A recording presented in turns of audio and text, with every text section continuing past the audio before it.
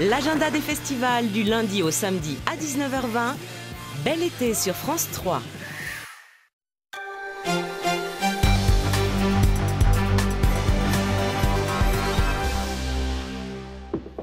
Bonjour à tous, bienvenue dans les Alpes. Tout de suite, les titres de votre journal. Le célèbre refuge du Goûter est fermé depuis samedi pour une durée indéterminée. La décision a été prise par le maire de Saint-Gervais pour convaincre les alpinistes de ne pas tenter l'ascension du Mont Blanc par la voie normale. Cet accès est très dangereux en raison des chutes de pierres liées aux fortes chaleurs. Et puis, deuxième épisode de notre série estivale consacrée, vous le savez, aux remplaçants de l'été. Ces professions pour lesquelles une continuité doit être assurée.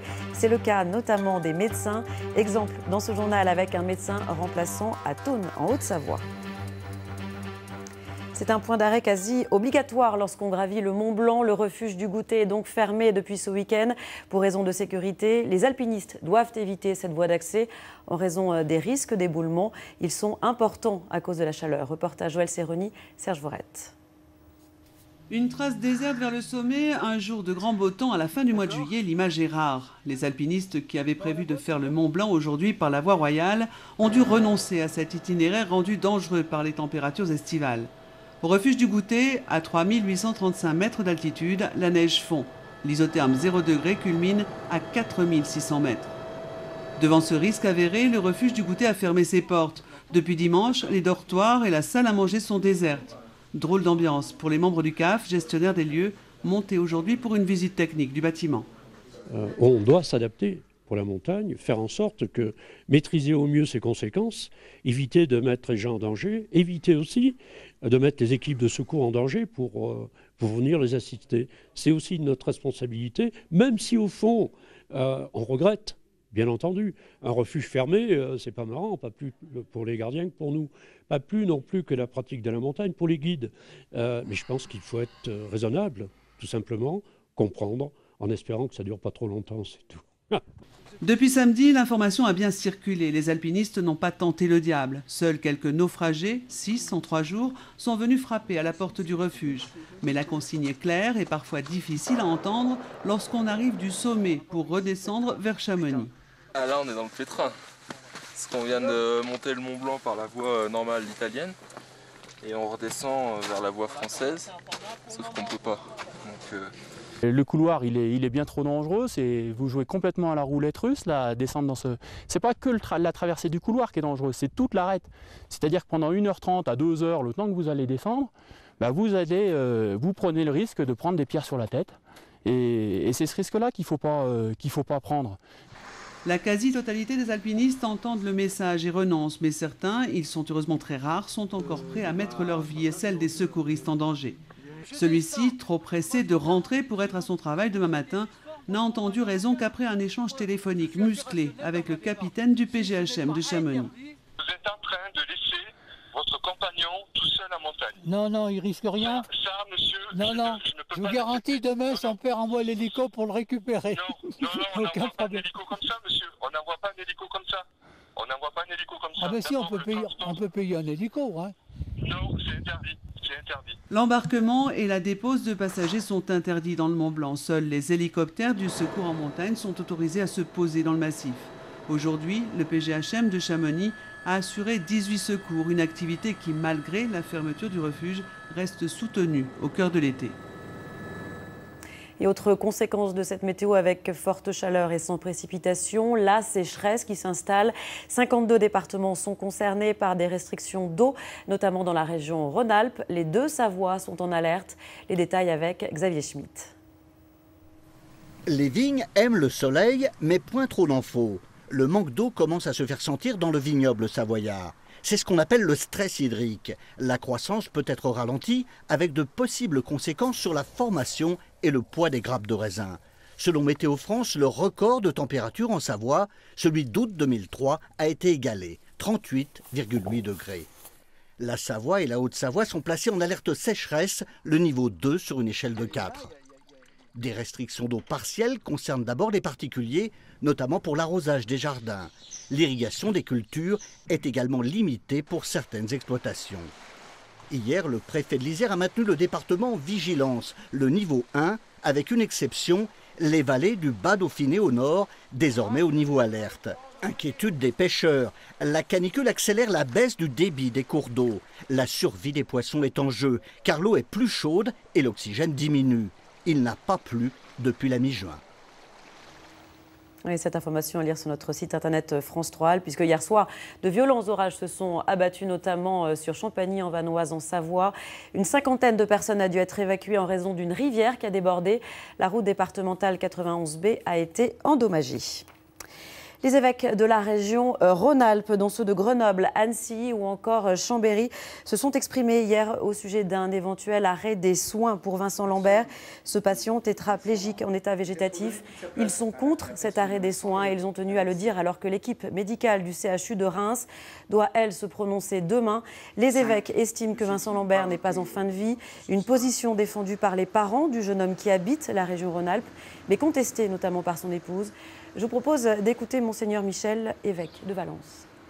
C'est pour autant pas la même chose que d'être en fin de vie ou de nécessiter des soins exorbitants, disproportionnés. Il y a voilà, un chemin de vie extrêmement fragile, extrêmement mystérieux, hein, mystère de la vie de notre frère Vincent, et dont le terme n'appartient à personne. C'est surtout ça.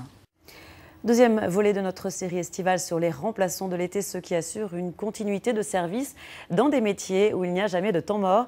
Aujourd'hui, nous partons en Haute-Savoie, du côté de Thônes, à la rencontre d'un jeune médecin, Stéphanie. Pour elle, pas de vacances. Elle est sur le pont. Aurélie Massé et Franck Serroni l'ont rencontrée. Thônes, 6000 habitants et depuis quelques semaines un nouveau visage. À la place du docteur Régnier, Stéphanie Pfister, jeune médecin, reçoit les patients. Pendant que lui prend ses vacances, elle assure l'intérim. D'accord, donc là il disait qu'il faudrait faire un prélèvement, mais au final on ne l'avait pas fait, c'est ça? Non, on ne l'a pas fait. C'est la variété et c'est le fait d'être constamment en train de se réadapter à quelque chose d'autre qui me plaît le plus. Je fais partie de ceux qui font de la médecine générale par conviction intime complète. J'aime beaucoup le contact avec l'humain, avec les personnes et à tous les âges. Et ce contact, lorsque l'on fait des remplacements, il faut savoir l'établir très vite. Stéphanie le sait bien, avec leurs médecins, les patients ont leurs habitudes, leurs repères. Alors quand il y a du changement, certains sont sur la réserve. On appréhende toujours quand on arrive, mais autrement, après ça va très bien. On s'est bien entendu. Oui, c'est bien, bien sympa, oui. La médecine générale, il y a 30 ans, on n'avait quand même pas la même relation que celle qu'on peut avoir maintenant. Et du coup, je vous fais le bon mais on entend toujours, nous, en tout cas, vraiment plus dans la position de remplacement, les gens dire ah bah oui, mais d'autres médecins, on a confiance en lui, c'est notre médecin. Il y a vraiment ce côté de pronom personnel, d'appropriation, c'est leur médecin. Midi, la jeune femme doit enchaîner avec les visites à domicile. Pas de place pour la routine, c'est aussi ce qu'elle aime dans son métier de médecin remplaçant. Naviguer de cabinet en cabinet et voir du pays. Entre les déplacements pour aller travailler et les visites, c'est sûr qu'on bouge pas mal. Aujourd'hui, le docteur Pfister a rendez-vous avec une vieille dame isolée. Là, dans la mesure où j'ai pas l'ordinateur avec moi, avec toutes les informations, j'imprime en général la liste des antécédents, des problèmes récents, pour savoir un peu où je mets les pieds. Alors justement, oui, j'ai plus rien du tout. Plus rien du tout. Plus rien. Et comment ça se passe pour les médicaments? C'est vous qui faites ou c'est l'infirmière qui vous les prépare? Le médecin est simplement venu renouveler une ordonnance, mais elle va prendre le temps de parler avec la personne âgée de tous ces maux. Au cœur de l'été et de la canicule, une écoute fondamentale. J'aime autant interagir avec les nourrissons qu'avec les enfants qui sont en primaire, qu'avec un jeune adulte qui se pose des questions sur sa sexualité, qu'une femme qui vit sa ménopause. J'aime beaucoup ce côté de la médecine générale qui fait qu'aucune consultation n'est la même.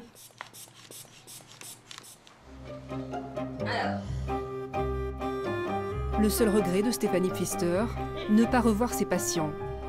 Cette Annécienne se donne encore 2 ans avant de s'installer dans son propre cabinet.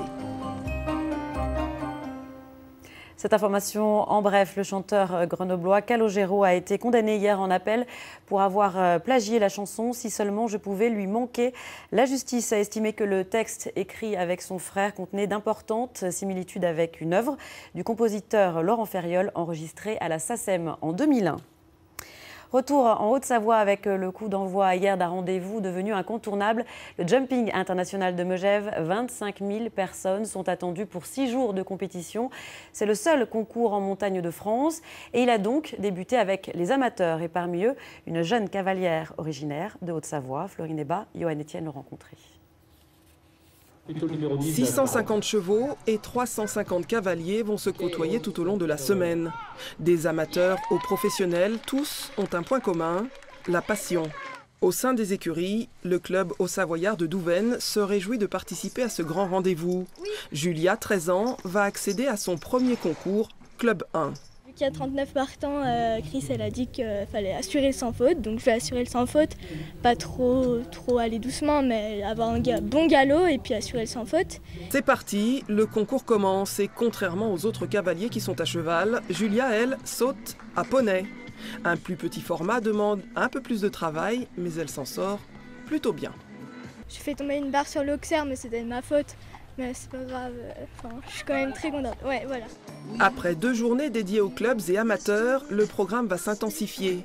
Les pros sont attendus avec 4 épreuves comptant pour le classement mondial, un record à battre et le Grand Prix de dimanche, avec cette année un bonus, une piste plus grande, de quoi varier les parcours pour plus de technicité.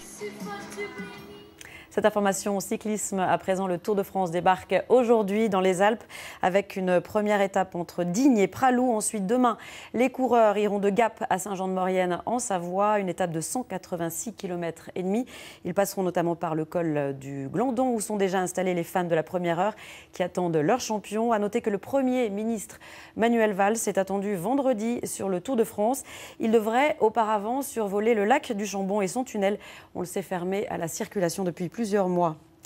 Tout de suite, vous avez rendez-vous avec l'édition des initiatives. On vous dit tout sur les bonnes idées qui fleurissent un peu partout en France et on se retrouve juste après. Hanan vivait au Maroc comme journaliste quand son mari est décédé il y a 2 ans. Enceinte de 3 mois, elle a préféré rejoindre sa Normandie natale pour accoucher et élever sa fille et s'est installée à Fécamp près de ses parents. La perte de son mari a été pour elle un saut dans le vide, avec beaucoup de questions en tête et aucune réponse malgré ses recherches.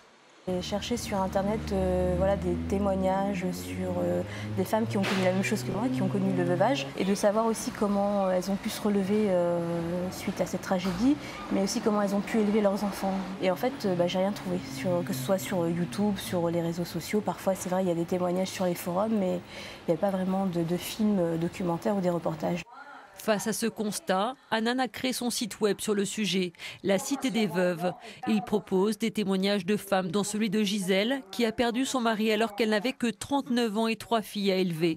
Elle a décidé de témoigner en vidéo pour montrer qu'on peut continuer à vivre malgré la tragédie. Pour dire surtout qu'il ne faut pas rester seul. Il ne faut pas rester seul dans son coin. On a besoin de s'unir. Et puis on a des choses à défendre. Hanan ne compte pas s'arrêter là et voudrait développer son site avec des conseils administratifs et juridiques, ainsi que des reportages sur le veuvage. Malheureusement, le veuvage reste encore un tabou en France. Et à force d'être un tabou, les gens ne s'intéressent pas du tout aux femmes et à leurs conditions de vie. Très souvent, il y a des femmes qui tombent dans la précarité, qui sont isolées. Donc tout le monde les laisse un moment tomber. Donc voilà, justement, remettre les projecteurs sur ces femmes-là. En France, chaque année, 188 000 femmes perdent leur conjoint. C'est pour les aider à se reconstruire que Hanan a créé ce site, une manière aussi pour elle d'aller de l'avant. On remonte la côte jusqu'à la petite commune de Vimille dans le Pas-de-Calais, une commune qui s'est lancée dans l'expérience des potagers collectifs, des bacs où chacun vient planter et cueillir ce qu'il veut, jardiner pour créer du lien social. Tout du thym, ciboulette. Ah, les tomates, elles commencent à aller. Les tomates, ça commence à aller. Bien rouge, ouais. Belle salade. Le potager est fourni, même s'il se présente en version miniature. Depuis quelques semaines, ces retraités expérimentent un projet mis en place par leur commune. Des bacs d'1 mètre carré installés dans la pelouse en face de chez eux, où ils ont pu semer des herbes et des légumes. Et à la fin, tout le monde pourra se servir. On espère, c'est pour ça on espère que tout le monde va venir par curiosité voir un peu ce qui se passe et puis aider à l'occasion. Partager. Alors ça c'est délicieux parce qu'il n'y a pas rien, il n'y a pas d'engrais, il n'y a rien. Tiens, mange. Tu ne seras pas malade là. C'est bon. Hein. Le principe de ces bacs à nourriture vient d'outre-Manche, pour se réapproprier l'espace public et partager les petites astuces du jardinage dans un esprit convivial. 7 bacs ont été disposés en tout dans les quartiers où les habitants se sont montrés intéressés.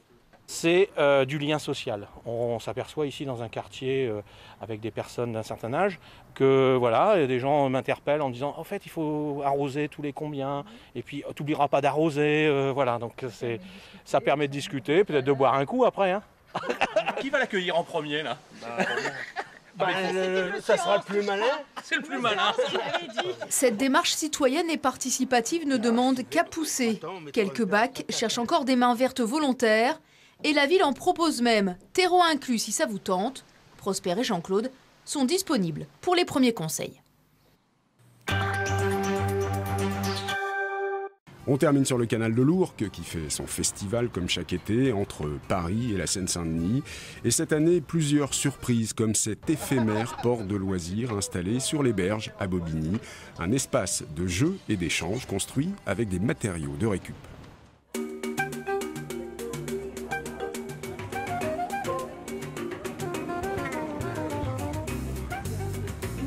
Quitter Paris, s'échapper au fil de l'eau, pourquoi pas direction la Seine-Saint-Denis. Une navette toutes les demi-heures et pour 1 ou 2 euros, vous voilà débarqué sur le nouveau port de loisirs de Bobigny, une structure éphémère fabriquée en matériaux de récup.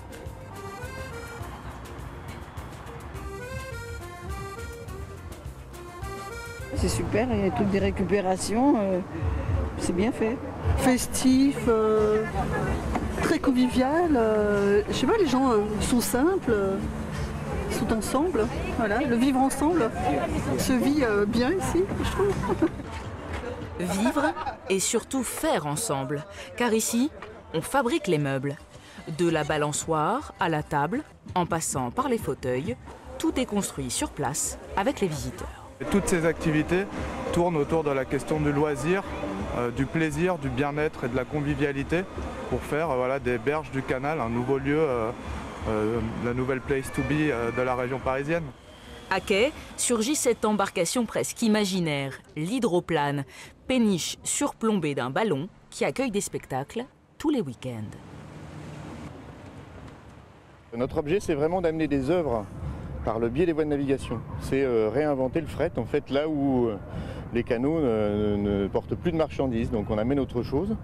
Et donc on est un maillon de la redynamisation de ces bords à voie d'eau, on va dire. De Bobigny à Jaurès, dans le 19e, la croisière dure 1 heure. Un voyage qui invite à réduire les distances entre Paris et sa banlieue. Et c'est la fin de ce journal. L'actualité continue sur le site alpes.france3.fr. Tout de suite, la météo puis l'édition nationale. J'aurai le plaisir de vous retrouver ce soir à 19h. Passez une très belle après-midi. Bon appétit.